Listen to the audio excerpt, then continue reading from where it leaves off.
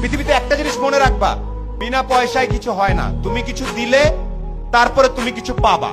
এটা সবচেয়ে, আমাদের সবার মন খারাপ হয়ে যায়, আমাকে ডাকলো না কেন, আমাকে সম্মান দিল না কেন, আমাকে ট্যালেন্ট পুলে বৃত্তি দিল না কেন, কারণ তুমি ভালো একটা খাতা জমা দিতে পারো নাই। এই জন্যে আমি আবারও ব্যাক করি, আমি সোলায়মান সুখন। আমার কৈশোর পর্যন্ত 16-17 বছর পর্যন্ত ঈদে যদি আমি প্যান্ট নিতাম তাইলে আমার ভাই জামা নিতে পারবে, এইরকম পরিবার থেকে আমি উঠে আসছি। আমার বাবা ছিলেন আর্মির একজন সার্জেন্ট, যেটাকে আমরা হাবিলদার বলি। আমরা ছিলাম 5 ভাই বোন। সে অবস্থা থেকে আল্লাহর রহমতে এখন অনেক ভালো জায়গায় আছি। এই গল্পটা ছোট্ট করে একটু বলবো। আমি নর্মাল বিভিন্ন জায়গায় পড়াশোনা করছি। গাড়ির সিট বেল্ট কেমনে বাঁধতে হয় সেটা আমি আসলে 18 বছর পর্যন্ত জানতাম না। গাড়ির সিট বেল্ট এদিক থেকে টাই নাই না এদিকে বাঁধতে আমি জানতাম না।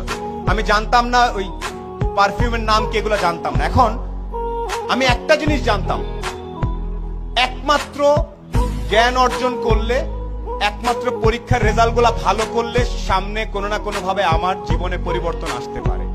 এখানে পরীক্ষার রেজাল্ট ভালো কার কার আমি আওয়াজ শুনতে চাই। 13 থেকে 19 আওয়াজ শুনতে চাই ভালো ছাত্রছাত্রীদের।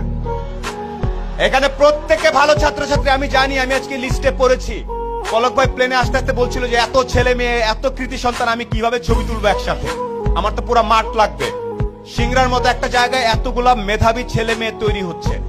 একটা সাজেশন তোমাদের সবার প্রতি, যারা তরুণ, এখানে যখনই চিন্তা করবা, এনি টাইম, তোমার বয়স 14, তুমি একভাবে চিন্তা করবা যে আমি, আমার বয়স 14, নিউ ইয়র্কের একটা 14 বছর, আমেরিকার একটা 14 বছরের ছেলের সাথে যদি আমি 1 ঘন্টা কথা বলি, ও জিতবে নাকি আমি জিতবো, এই স্টাইলে যদি যেতে পারো তাইলে তুমি একটা কিছু হওয়ার চান্স থাকে।